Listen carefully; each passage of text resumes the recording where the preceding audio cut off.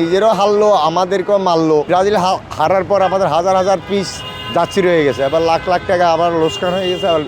আমাদের অবস্থা বেশি খারাপ আর কি। এখন কি আর করব, ব্যাংকের থেকে মনে হয় আমরা কিস্তি উঠে যে ব্রাজিলের মাল উঠেছি তা তো আমরা দিতে পারতেছি। এখন আমরা ধাওয়ার চেষ্টায় আছি, কোন দিকে ফালাবে চিন্তা করতে পারতেছি না। এখনো কতগুলো আপনার কাছে? এখন অনেক হাজার হাজার পিস, হাজার হাজার। এত ব্রাজিলের জার্সি কিনলেন কেন? তখন ভালোই মোটামুটি ভালোই বিক্রি করছিলাম। ম্যাচ চলবে, এটা একজন বড় দল ছিল ব্রাজিল, আর্জেন্টিনা দুইটা দলই বড়। এই দুই দলের তো এক দল তো দুই দল থাকলে আমাদের কাছে ভালোই। তো ওরা তো যে দ্বিতীয় রাউন্ডে যায় হারিয়ে যায়, প্রথমে তো এরা ড্র করে।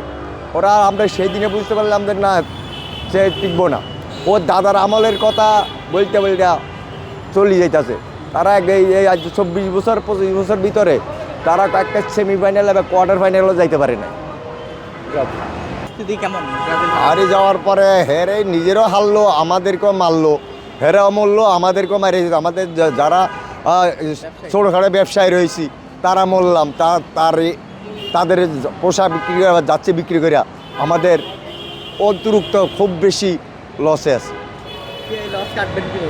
এই লস কে কাটবে একমাত্র আল্লাহ উপর, আল্লাহ জানে এই লস কীভাবে কাটবো। ওটা দেখা যাবে, তখন আমরা ওই ব্যবস্থা তার চেয়ে কম নিতে হবে।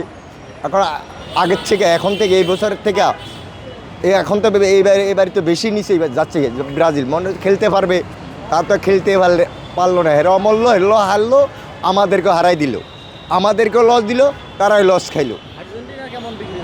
আলহামদুলিল্লাহ ভালোই বিক্রি হয়েছে, কালকেও ভালো বিক্রি হয়েছে। এটা আর্জেন্টিনা খেলা আরম্ভ হওয়ার সাথে সাথে আর্জেন্টিনা যাচ্ছি ভালো বিক্রি হয়ে লাভবান হয়েছে। আবার মালও কম আছে, না মালও কম, স্টকে মাল কম, মাল লাগে হাজার হাজার। ব্রাজিলে হাজার হাজার পিস মাল স্টকে আছে। এবারে বিক্রি হলো না, যদি পারি কেউ যদি ইচ্ছে আমাদের কিনা রেটেতে, যদি কেউ ওইরা যাদের কাছে আমাদের কিনা রেটেতে যদি কম রেটে নেয় আমরা তা দিয়ে দিতে রাজি আছি, তবুও নিচ্ছেন তারা।